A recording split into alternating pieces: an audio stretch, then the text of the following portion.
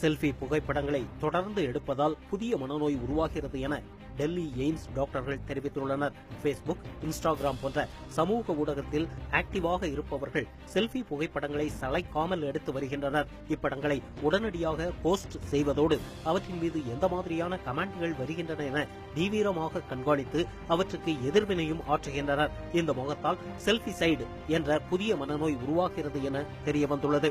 இந்த நோயால் பாதிக்கப்பட்டவர்கள் மன அழுத்தம், ஞாபக சக்தி இழப்பு, கோபம், தலைவலி, எப்போதும் போனுடனே இருப்பது போன்ற பிரச்சனைகளுடன் காணப்படுவர். இவர்களுக்கு மருந்துடன் கவுன்சிலிங்கும் அளிக்கப்படுகிறது. செல்ஃபி சைடு நோய் தொடர்பாக எய்ம்ஸ் மருத்துவர்கள் கூறுகையில், இது ஒரு வாழ்க்கை பழக்கத்தால் வரும் நோய் என்றும் இளையோரிடம் இந்த நோய் அதிகரித்து வருகிறது என்றும் குறிப்பிட்டனர். டெல்லியில் இந்நோயால் பாதிக்கப்பட்டவர்களுக்கு எய்ம்ஸ் மருத்துவமனையில் சிறப்பு சிகிச்சை அளிக்கப்படுவதாக மருத்துவர்கள் தெரிவித்தனர்.